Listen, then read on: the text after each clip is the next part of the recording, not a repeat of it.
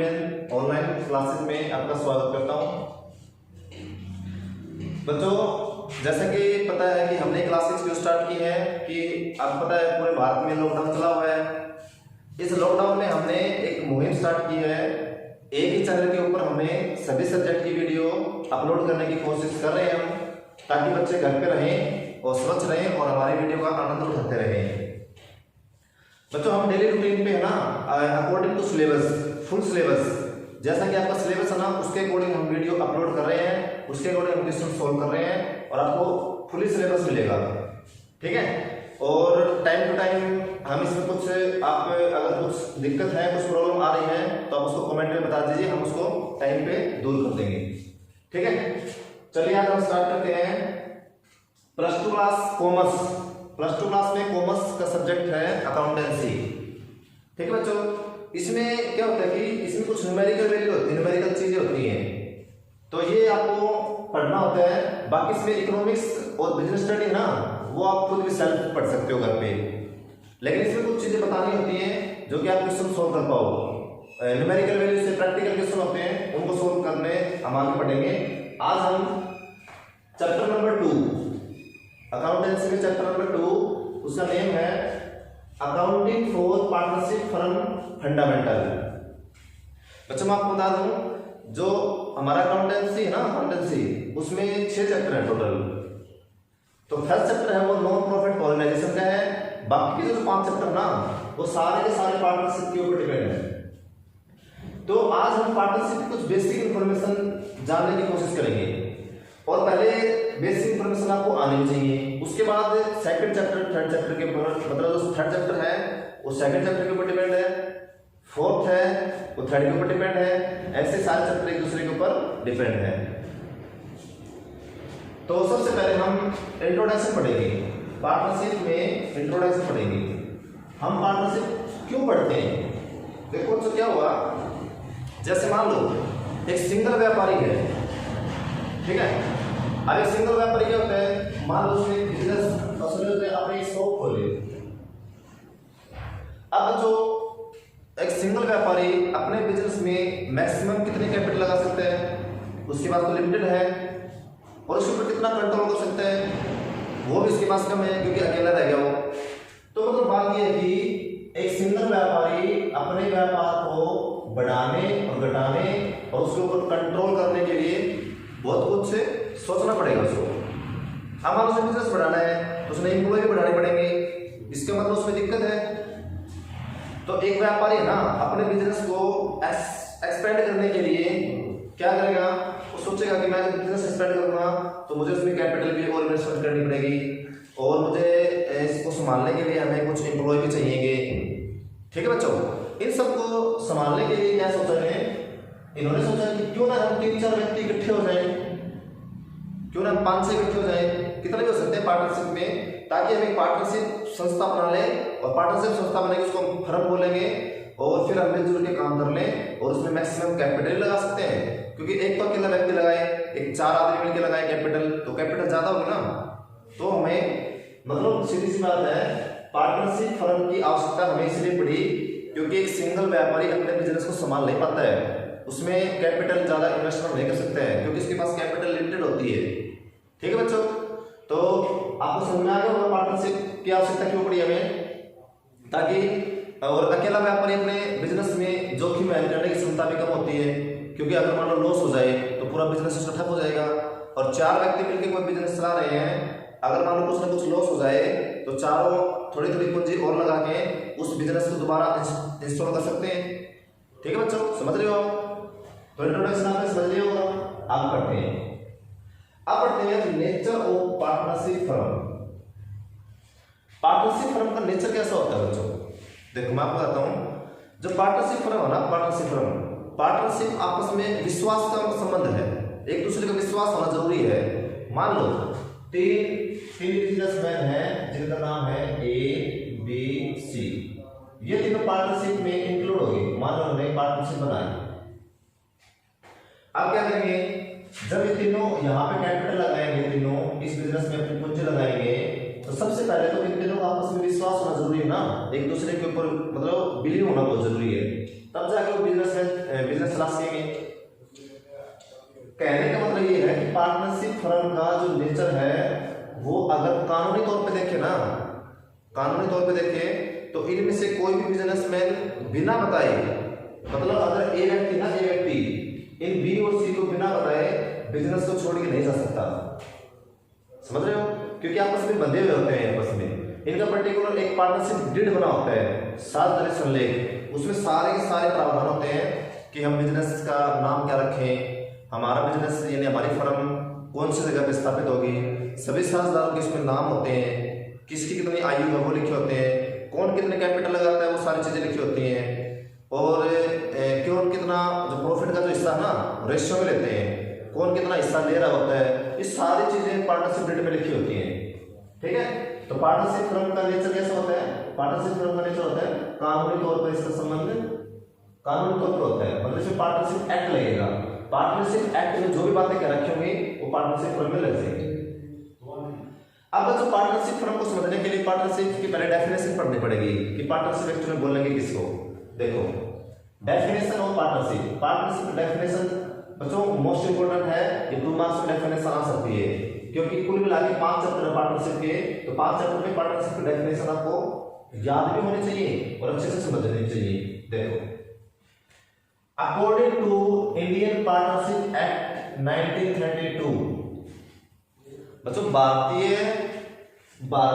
साझेदारी अधिनियम 1932 में एक अधिनियम आया था बच्चों, उसमें सेक्शन 4 में सेक्शन होते हैं, कोई भी अगर एक्ट बनता ना तो सेक्शन होते हैं, सेक्शन 1 2 3 4 ऐसे, तो सेक्शन 4 में पार्टनरशिप की डेफिनेशन लिख रखी है। तो मतलब लिखेंगे इंडियन पार्टनरशिप एक्ट 1932 सेक्शन 4 क्या है देखो, partnership is the relation between persons. बच्चों देखो यहाँ पे पर्सन अकेला पर्सन नहीं है, पर्सन्स मतलब पार्टनरशिप कुछ आदमियों का रिलेशन है। रिलेशन का मतलब उनका आपस में संबंध है।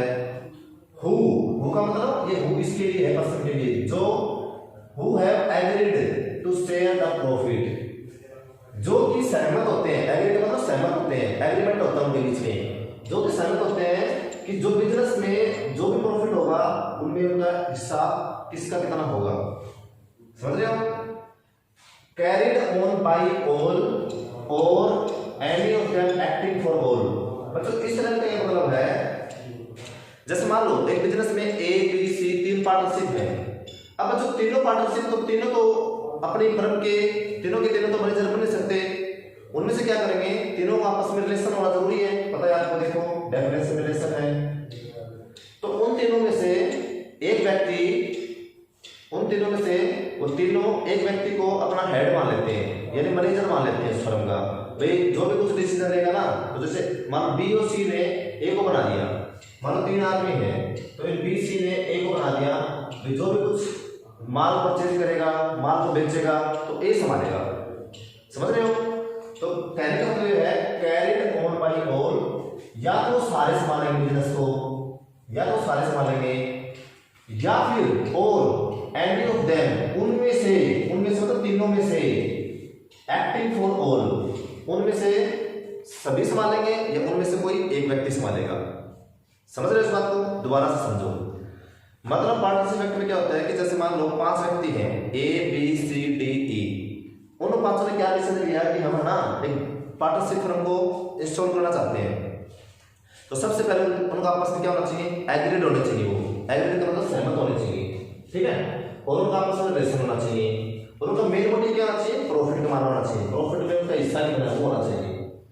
अब क्या करेंगे, या तो 5 संभाल सकते हैं बिजनेस को, 5 व्यक्ति अपने अपने काम को बांट लेंगे और 5 संभाल लेंगे, या उन 5 में से 5 मिलके किसी एक व्यक्ति को सिलेक्ट कर लेंगे और उनसे कह देंगे भाई सब कुछ से मतलब ए व्यक्ति संभालेगा।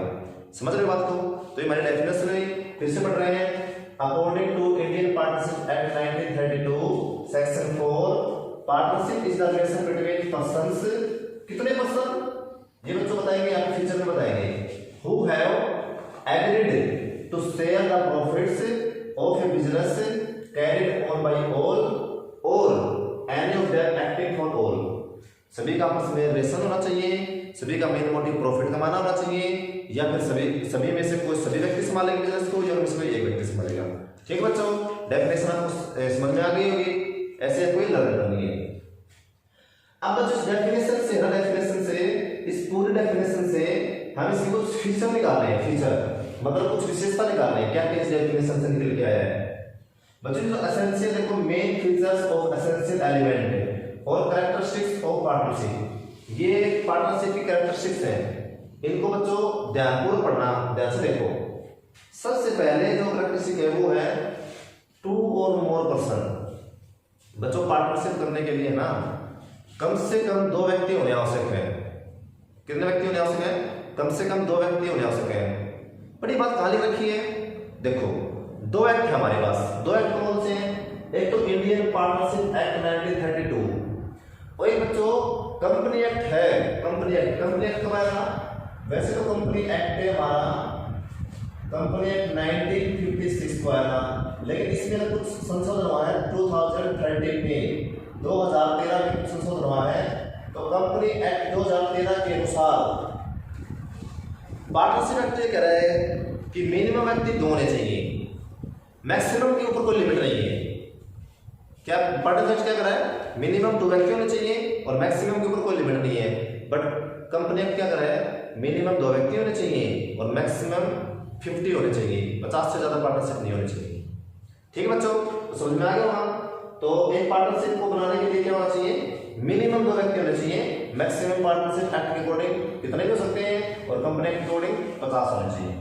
ठीक है बच्चों, I hope you are understand first point. Second point देखो, एग्रीमेंट बिटवीन द पार्टनर्स। अब ध्यान से सुनो बच्चों, ये बात मोस्ट इंपोर्टेंट है।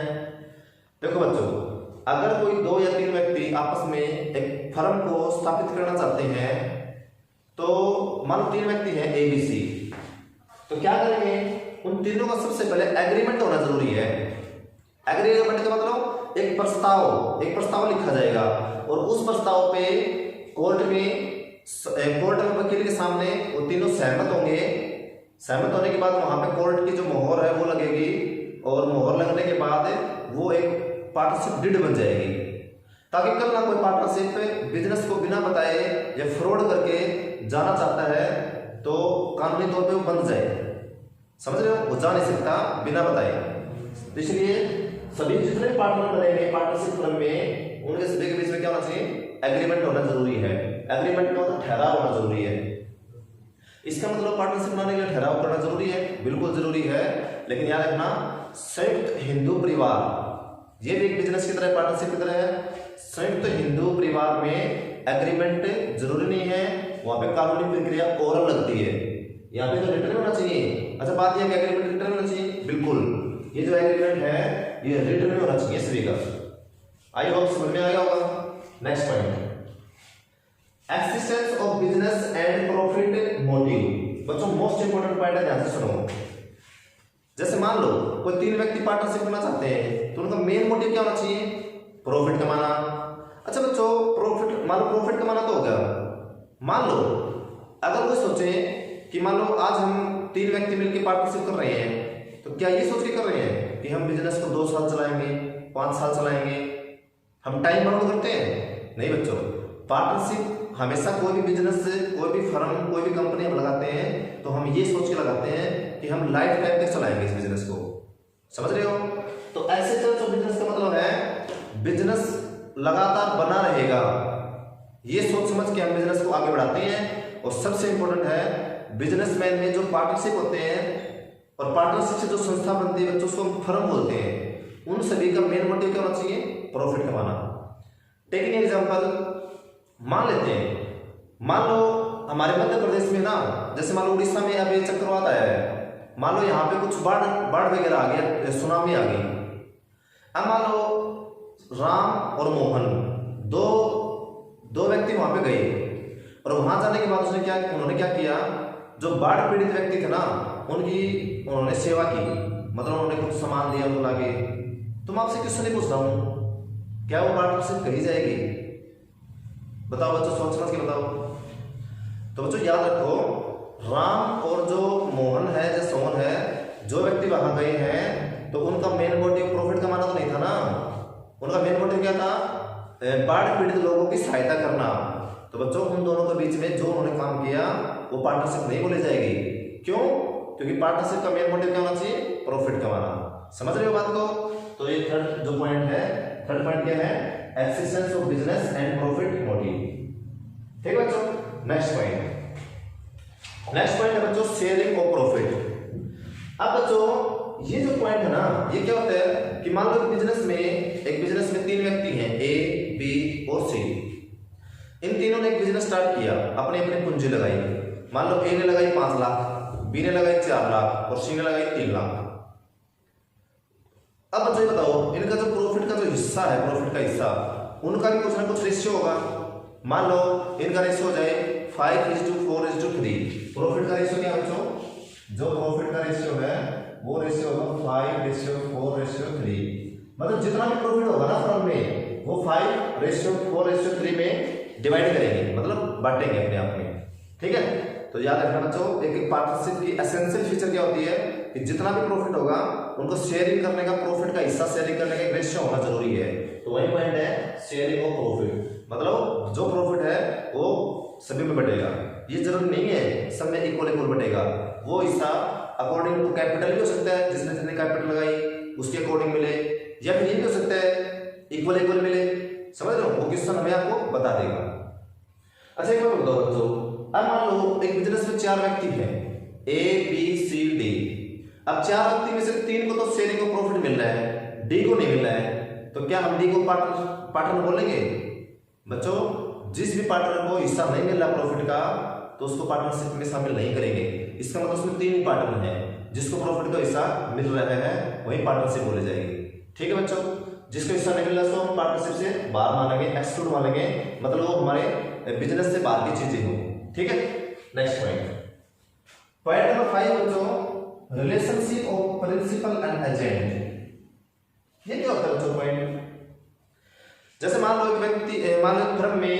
एक फर्म में 3 है, ए बी सी, ये 3 पार्टनरशिप कर रखी उन्होंने, 3 पार्टनर है। अब बच्चों ध्यान से सुनो, मान लो ए को संभालना है परचेज डिपार्टमेंट और बी संभालना है प्रोडक्शन डिपार्टमेंट और सी को लायबिलिटी दे रखी है सेल डिपार्टमेंट की। मतलब जो ए व्यक्ति है परचेज डिपार्टमेंट वाला, ये क्या करता है, ये जितना भी कच्चा माल है ना, रॉ मटेरियल, ये परचेज करके लाता है, क्योंकि परचेज डिपार्टमेंट में तो रॉ मटेरियल परचेज किया जाएगा, सेल डिपार्टमेंट में सी सेलिंग करेगा और बी प्रोडक्शन डिपार्टमेंट में क्या करेगा, ये कच्चा माल ए से लेगा और बी अपनी मशीनों द्वारा उसको हम फिनिश गुड में कन्वर्ट कर देगा। समझ रहे हो बच्चों? तो इस पॉइंट का क्या रिलेशन है, relationship of principal and agent का? इसका मतलब ये है बच्चों कि ए है ना, ए बी से कुछ काम करवाना चाहता है, ए अगर बी से कुछ काम करवाना चाहता है अपने डिपार्टमेंट से संबंधित, तो ए बी को अपने काम के प्रति ऑर्डर दे सकता है। तो उस केस में ए बी का क्या बन गया, एजेंट बन गया। समझ रहे हो? उस केस में ए का बन गया, एजेंट बन गया। ऐसे ही ए सी से भी काम करवाना चाहता है, अगर ए सी के पास गया, उसने कभी मेरा ये काम करके दे, तो उस केस में ए सी का भी एजेंट बन गया। तो एजेंट का मतलब होता है कि किसी को कोई काम की बाउंड दे रखी है, पाबंदी दे रखी है, वो काम उसके सौंप रखा है, तो क्या करेगा, तो जिसके पास वो काम होगा उसके पास जाएगा और अपने काम को उससे करवाने के बाध्य कर सकता है, मतलब फोर्स कर सकता है। उस केस में वो क्या होगा, एजेंट बनता है। आई होप समझ में आ गया होगा। एजेंट समझ में आ गया। तो प्रिंसिपल क्या होता है? प्रिंसिपल ये होता है कि वो ए भी उनसे बाध्य हो सकता है ना, उनके काम से बाध्य हो सकता है, उस केस में उसका प्रिंसिपल बन जाएगा। समझे? फिर से सुनो, रिलेशनशिप ऑफ प्रिंसिपल एजेंट का, इनका आपस में ये प्रिंसिपल भी है एजेंट भी है। क्यों? क्योंकि खुद अपने काम के लिए दूसरों को बाध्य कर सकते हैं और दूसरे अपने काम के लिए इसको बाध्य कर सकते हैं, इसलिए इनका आपस में एजेंट और प्रिंसिपल का रिलेशनशिप होता है। ठीक है बच्चों। 6 point, business carried on by all, या तो बिजनेस सबके द्वारा चलाया जाए या फिर any of them acting for all, या उन सब की सहमति से कोई एक व्यक्ति चुना जाए। ठीक है, ये बात हमने डेफिनेशन में पढ़ी है बच्चों। देखो, कैरिड ऑन बाय ऑल और any of them acting for all, वही इसकी फीचर बन गई। बच्चों ये सारे के सारे फीचर है ना, ये सारे के सारे फीचर ये इससे डेफिनेशन से निकली है। देखो, यहाँ पे क्या character partnership the relationship between person, ये पर्सन के जैसे निकला है टू और मोर पर्सन, मैंने कहा ना कितने पर्सन, तो टू और मोर पर्सन, दो या दो से ज्यादा। अगला क्या था एग्रीमेंट बिटवीन द पार्टनरशिप, तो देखो बच्चों ना हु हैव एग्रीड, एग्रीड का मतलब एग्रीमेंट होना चाहिए, ठीक है। प्रॉफिट कमाना होना चाहिए, तो बच्चों देखो to share the profit, profit का शेयरिंग होना चाहिए, ये पॉइंट है शेयरिंग ऑफ प्रॉफिट, समझ रहे हो। फिर आपने कैरिड ऑन बाय ऑल और एक्टिंग फॉर ऑल, ये पॉइंट इसमें आ गया। तो बच्चों आज हमने क्या क्या सीखा, हमने सीखा कि सबसे पहले पार्टनरशिप एक्ट का इंट्रोडक्शन, इंट्रोडक्शन में क्या सीखा हमने कि कोई एक व्यक्ति अकेला अपने बिजनेस को संभाल नहीं पाता, अगर उसको बिजनेस फैलाना है दूसरे स्टेटों में या पूरे इंटरनेशनल मार्केटिंग में फैलाना है, उस केस में क्या करेगा, उसमें सोचना पड़ेगा कि मुझे पूंजी और ज्यादा चाहिए और कंट्रोल करने के लिए मुझे कुछ कर्मचारियों की आवश्यकता है। उस केस में उसके दिमाग में आएगा कि क्यों ना है मैं 2-3 व्यक्ति और मिला के पार्टनरशिप कर लूं ताकि ज्यादा से ज्यादा प्रॉफिट कमाया जा सके। तो सबसे पहले हमें जरूरत पड़ी पार्टनरशिप की आवश्यकता क्यों पड़ी, क्योंकि एक सिंगल व्यापारी को इसकी जरूरत पड़ेगी। उसके बाद में हमने पढ़ा नेचर ऑफ पार्टनरशिप फर्म, मैंने कहा बच्चों पार्टनरशिप फर्म में जो व्यक्ति पार्टनरशिप करते हैं वो पार्टनर कहलाते हैं एक दूसरे में, और पार्टनरशिप फर्म बनने के बाद पार्टनरशिप अलग है बच्चों और पार्टनर अलग है, इसमें बिजनेस एंटिटी कॉन्सेप्ट शामिल हो जाएगा। ये कॉन्सेप्ट क्या था बच्चों, प्लस वन में आपने पढ़ा होगा, बिजनेस एंटिटी कॉन्सेप्ट कहता है कि बिजनेस अलग माना जाएगा और जो पार्टनर है उनको अलग मानेंगे हम, समझे। जैसे बिजनेस मान लो बिजनेसमैन किसी से डील करेगा तो बिजनेस उसको बाउंड नहीं करेगा, बिजनेस एंटिटी कॉन्सेप्ट होता है बिजनेस अलग और उसके मालिक अलग, जो एक काम करेंगे वो अपने आप संभालेंगे, जो बिजनेस करेगा वो अपने आप संभालेंगे, ठीक है। फिर हमने डेफिनेशन पढ़ी, फिर हमने इसकी कैरेक्टरिस्टिक पढ़ी। तो बच्चों ये हमारा आज कुछ बेसिक इंट्रोडक्शन था पार्टनरशिप का, कल हम इसको डिटेल में पढ़ेंगे और धीरे धीरे हम इसके न्यूमेरिकल वैल्यू पे आएंगे। बच्चों किसी चीज को समझने के लिए पहले इसकी कुछ बेसिक बातें जानना बहुत जरूरी है, ठीक है। उसके बाद आपको क्वेश्चन समझ में आएंगे। तो बच्चों एक दिन में हम न्यूमेरिकल क्वेश्चन स्टार्ट कर देंगे और हम यहाँ इसके हर एक प्रत्येक एक क्वेश्चन सोल्व करेंगे। आपको टेंशन लेने की कोई आवश्यकता नहीं है, हम यहाँ पे इस चैनल पे सारे के सारे क्वेश्चन सोल्व करवाएंगे अकॉर्डिंग टू सिलेबस। मान लो आपके चैप्टर में 50 क्वेश्चन है तो हम एक एक क्वेश्चन को सोल्व करवाएंगे डिटेल में, और हमारे यहाँ पे इस चैनल पे सारी वीडियो आपको उपलब्ध रहेगी, चाहे फिजिक्स हो, केमिस्ट्री हो, मैथमेटिक्स, कोई भी सब्जेक्ट हो, सारी वीडियो आपको मिलेंगी और जो आपका सब्जेक्ट है ना उसके अकॉर्डिंग मिलेगी, ठीक है। तो बच्चों आज हम हमारी क्लास को यहीं पर क्लोज करते हैं। थैंक यू बच्चों, घर पे रहिए, स्वच्छ रहिए और हमारे चैनल को लाइक और सब्सक्राइब कीजिए और मस्त रहिए।